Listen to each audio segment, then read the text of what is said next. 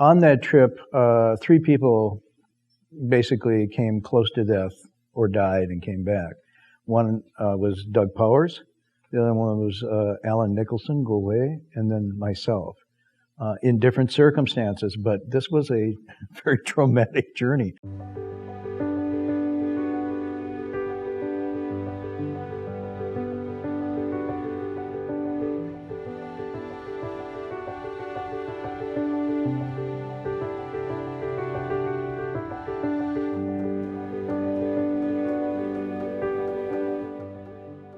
I think this was 1978 or 9. I went on two tours of Asia with Shifu.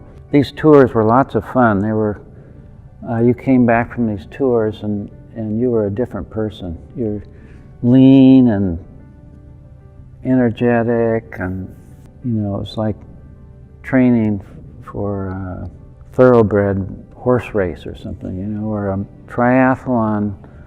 You went like a fat blob and you came back like a Olympic athlete, both in your cultivation, your body was just so full of energy and light. So it was nice to be able to spend that kind of intimate time with Shifu. And it wasn't easy. It was a lot of hard work, because you were always on the move. You had to make sure, all the people in the delegation were in the right place at the right time. The lecture hall was set up properly for him. Take care of all the little details. So in terms of practice and cultivation during these times, Shifu said, you have to be really extra special careful about this time when you're traveling with me, because it's a different part of the world. People have different ideas about who we are. This is kind of revolutionary. We're going to places where people have been practicing the kind of Buddhism that they practice, and we're going to go tell them that's not quite right. That's cultural religion, it's not Buddhism. His whole mission in this worldly body was to bring alive the proper dharma, and in part of the bringing this forth, you have to expose the improper dharma. Many times he would, from the high seat, he would always say, you have to follow the 5 precepts, you can't drink. Oftentimes there would be sangha that would be smoking and drinking, and it was just very common. For example, in Thailand, they take Buddhism very seriously, but on the other hand, it's it's like a job. You have to become a monk for 2 years instead of going into the military for the boys. Learn their ceremonies, and they'd all go out for a smoke break, and yet this was Buddhism in Thailand. So Shifu would never scold people unless it was on the high seat. From the high seat, he could explain proper dharma, but if somebody was not following the rules when he was not on the high seat, he wouldn't say anything. And I think that's the way he taught us all. There was a time to study the dharma, and it was always proper dharma, and then you put it into practice or you didn't. If people didn't follow all the rules, then that was their karma. They're just delaying their own awakening. Lots of the host would provide us with attendants and drivers and people to take us around and take care of all the little business things, and they wouldn't follow the rules. And I several times pointed this out to Shifu, and he said, you can't say anything to these people. They're our hosts, and they're doing what they think is the right thing, and we can just talk about the Dharma when we lecture the Dharma, and the rest of the time we're their guests, and You can't be telling our guests that they're going to hell or whatever. So you have to, there's a time for proper dharma, and there's a time for learning proper dharma. And it's not for other people to judge us, and it's not for us to judge other people. If other people are not following the rules, that's their problem. It's not our problem. So on tour in Malaysia,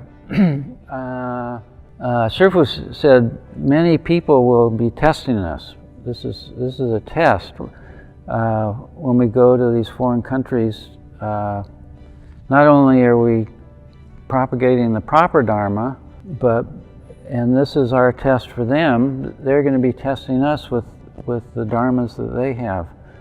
So we all have to be very careful, and one good way to do this is to invoke the aid of our dharma protectors, and to do that you need to recite mantras and recite the name of the Buddha. So one very powerful mantra is, it's called the heart of the shurangama mantra. And it's not very long, it's pretty easy to memorize, it's only a few lines. So he said, if everybody in my entourage here recites that, then that will help reduce accidents and calamities, and especially before you eat or drink anything. Don't drink any tea without doing this. So one time he said, okay, we're going over to so-and-so's temple. He's invited us to come and have tea with him. It's okay if you drink the tea, but make sure you recite this mantra before you go.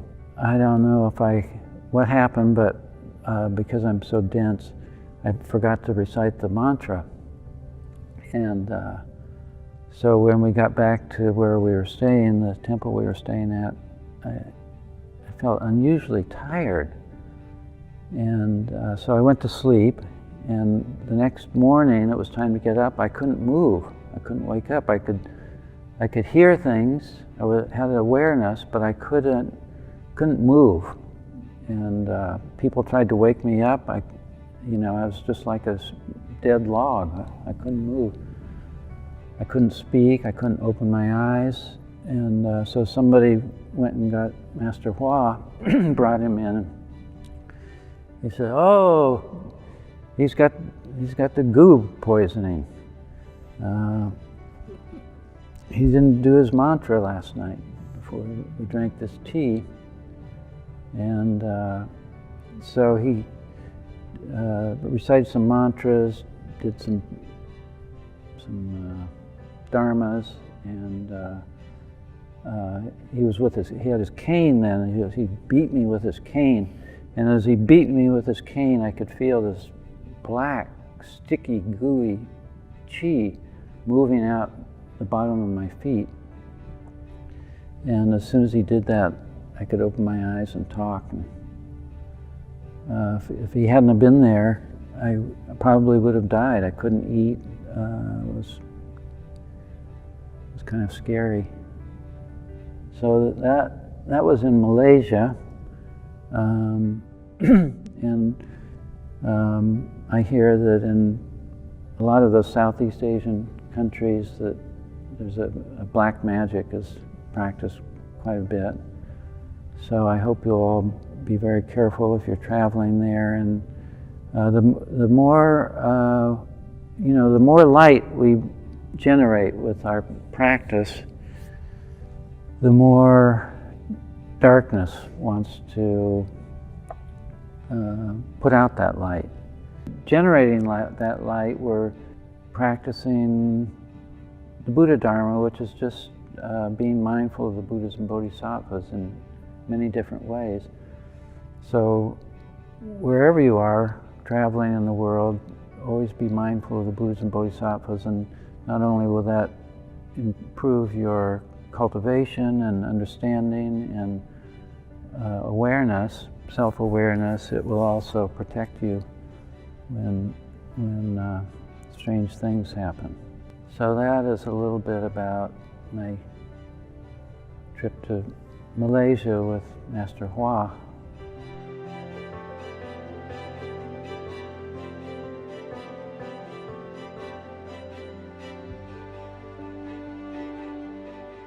我今天先要提出来，俺们所需要研究的一部经典。